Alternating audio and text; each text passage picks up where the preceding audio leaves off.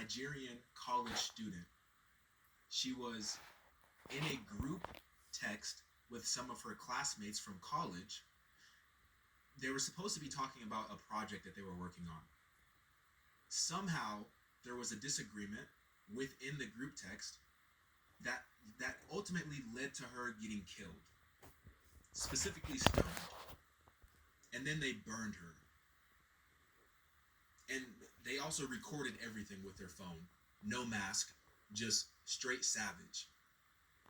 But for the longest time, for the months since this happened, everyone's been asking what was said. How come she was, taken from this earth so tragically, so violently? What was said, right? Now we know what was said. It said during a WhatsApp message that was sent back and forth, someone in her class group wanted to know how she got such a good score on her test. And she replied, Jesus. Jesus is the reason why I got a good score on my test. She replied, Jesus. This reportedly angered Muslims in the group who reacted negatively, obviously, so negatively that they took her life, right? But then after this went down, or while this was going down, so after she said Jesus is the reason why I got a good grade, and then the Muslim classmates were freaking out, she left a voice message and she said that the Holy Spirit would protect her. And that was ultimately one of the last things that she ever said before they took her life.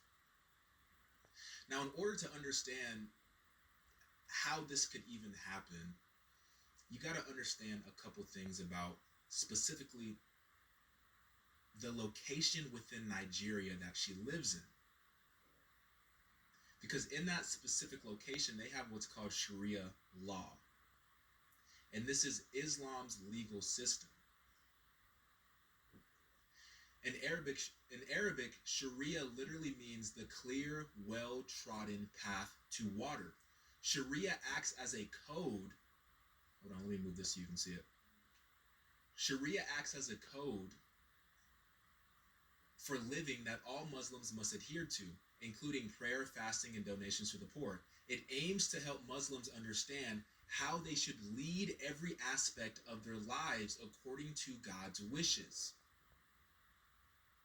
So this group of Muslim classmates got so triggered that she attributed her success to Jesus, that they stoned her and burned her shamelessly, recorded it. The president of Nigeria, he made a statement, and I'm paraphrasing, but he just made a statement. And to paraphrase, he said that, Muslims take their religion very seriously. And when they feel offended, these type of things could occur. He didn't actually condemn the actual murderers, but he said what should have happened is that they should have brought her to a court, essentially, so that she could be tried before the Sharia legal system. Basically, what he said was they should have just killed her the legal way. They should have done it within the Sharia legal system. And the people that actually ended up taking her life, they got arrested. And that may sound like good news, right? They got arrested and they weren't charged with murder, but essentially, and once again, I'm paraphrasing, but they got charged with some form of disturbing the public, but not actually charged with murder. So it seems as if they're going to get away with this. And here's why this is so significant, and here's why this relates so much to this headline right here, that this just came out on Monday, December 5th. I believe that was Monday, right? It says Biden State Department's outrageous betrayal of Nigeria's suffering Christians. Here's what you have to understand. This passage is going to make everything make sense. It says, in a move that rocked the international community, the president's State Department decided to drop Nigeria as a country of particular concern. What is a country of particular concern?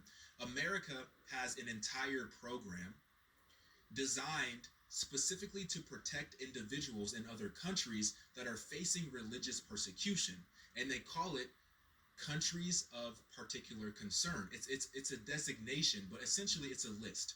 It's a list of countries that are known to persecute people based on their religion. And if your country is on this list, so let's say, for example, Nigeria, who is not on this list, which blows my mind. But let's just say, for example, if Nigeria was on this list, then they would face economic sanctions. So essentially, they would lose money. They wouldn't have the same ability to earn money through the U.S. and through the U.S.'s allies. But for some reason, Nigeria was pulled from the country of particular concern list back when Biden was first put into office. Now that makes you think.